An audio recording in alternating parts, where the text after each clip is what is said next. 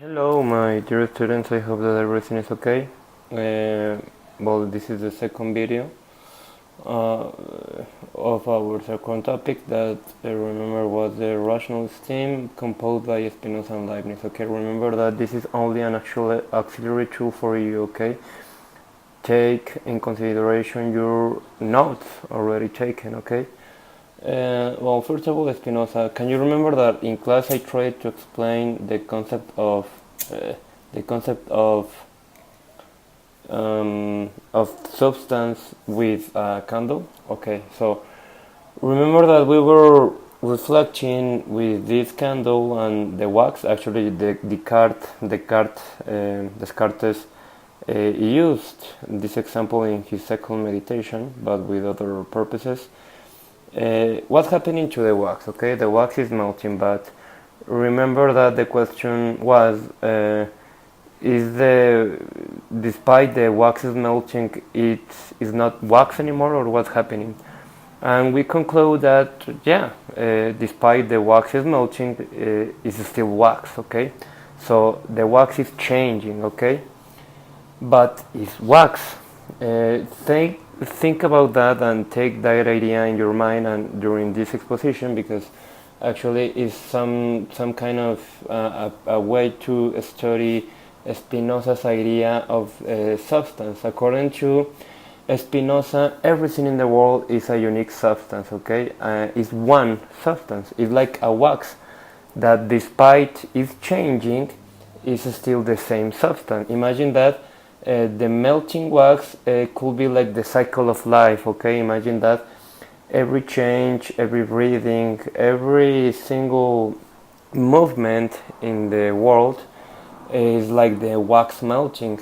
Despite the several changes, the substance is the same. Okay, this one substance, this unity, is called nature or God. Okay, according to Spinoza.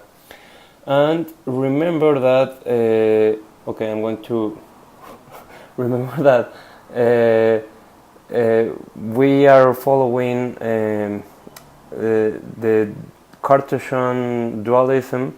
That remember that according to Descartes, we got two kind of substances, two kind of things: the res cogitans, that is the mind, and the res extensa, that is the body or the matter. Okay. In this new schema, as you can see, we only have one substance. Therefore, the idea of the Cartesian dualism must change. In this case, Spinoza is going to talk about attributes. Okay, God, nature, the one substance, has infinite attributes. Okay, from them we can know only two of them. That is the attribute of extension and the attribute of thought. As we can see, Spinoza is not stating anymore that we have two substances as Descartes did. The Spinoza is saying that we have one unique substance, like the wax, but in this case it's everything that is composed by all the little parts, all the little ones that give us the totality. And we can only know, because of our limited knowledge, two attributes: the attribute of extension and the attribute of thought. As we can see, now these are not substances, are attributes of the one same substance. Okay, and therefore, if in Descartes we could interpret that the mind, the res cogitans, was a bit more important than the res extensa, in this case we don't have one that is more important than the other.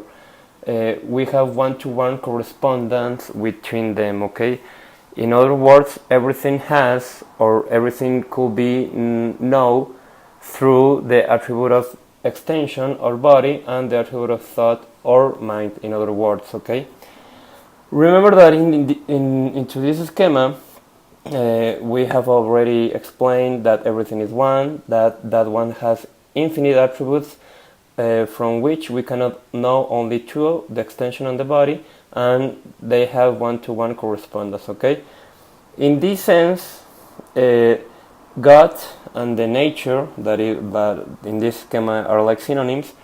God or the nature is the cause of everything. Okay, it's like if we can say that God in this case, or the nature in this case, is self-caused. Okay, God causes God, nature causes nature. Okay, and God or nature fully explained the causation of the causality or everything.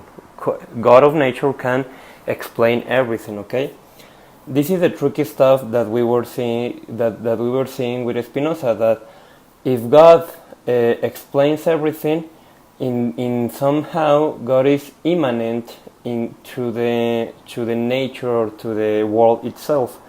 What is immanent? Remember the Pánfilo Pancracio schema example that we did.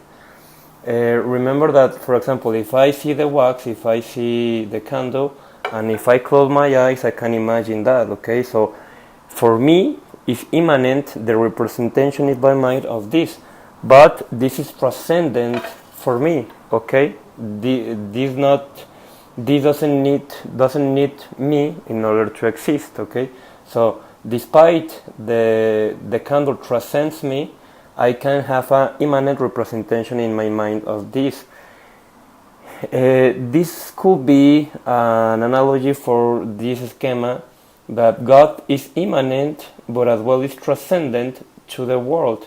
That belief is called panentheism. No panentheism, it's not the same pantheism to panentheism. Okay, we are talking about the panentheism, that God is immanent but as well is transcending the world itself. In other words, imagine that God is everywhere, but at the end, God is transcending everything. Okay, that is kind of weird, kind of confused, kind of tricky, but I'm going to say it in a scientific theory explanation. Okay, imagine that everything started with the Big Bang, and for example, we have already our galaxy, several worlds, several planets, several galaxies, that they actually exist. But according to that theory, the cosmos, the universe, is still expanding, is still running. That is still running is transcending the cosmos. Okay, we have the universe here, but the universe is still creating the universe itself, in that way of saying. Okay, well, that could be an interpretation. Okay, a way to see it.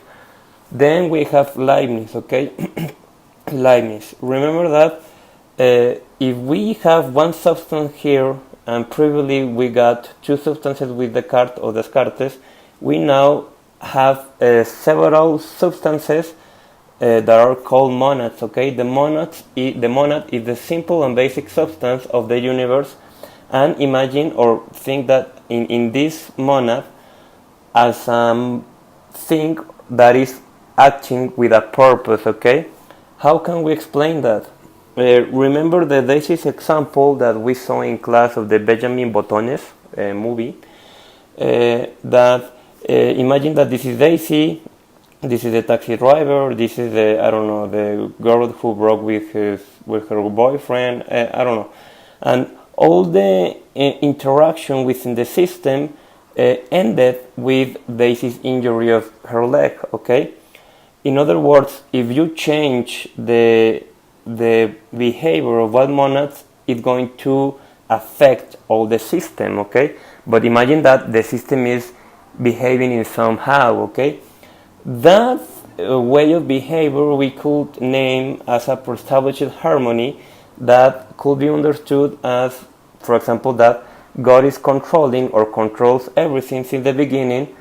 God is controlling the totality of the monads. Okay, now since God is controlling or playing the marble, remember that we said that could be like a marble game, that just throwing the marbles.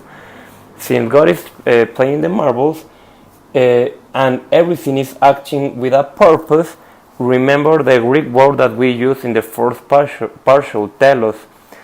This has a teleological purpose, a teleological ending. Okay, This teleological ending, this way to finish, to go with a direction, like Daisy's injury, give us the notion that this is the best possible world.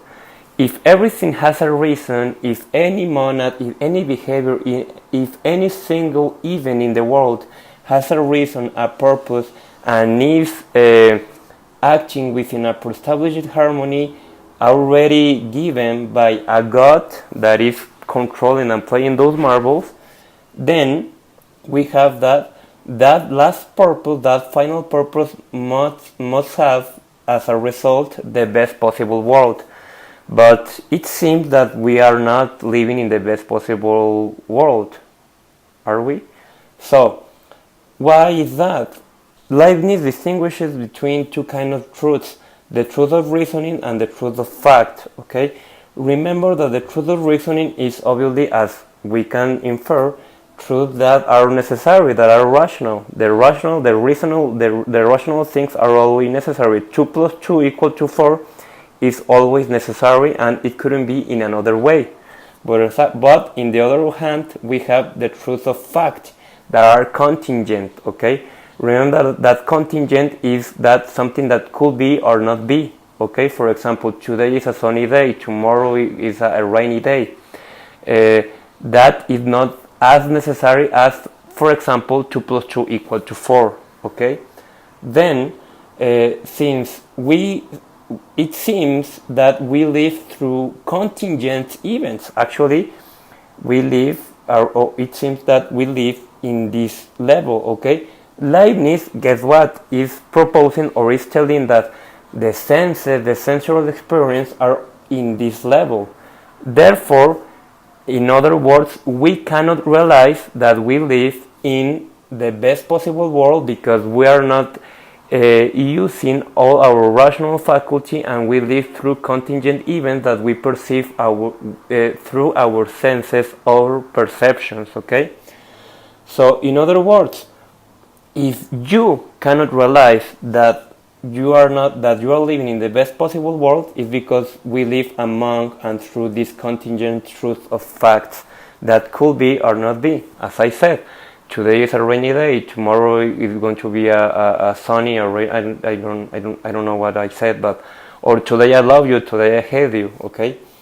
What is the thing? Within these both schemas, in my opinion, we don't have a complete freedom, a complete free will, okay? And furthermore, it seems that cause and effect, the causality, is something of the world, something beyond of me, okay? Well, that was really horrible, but I hope that this video is helpful for you. Take care, my lovely students.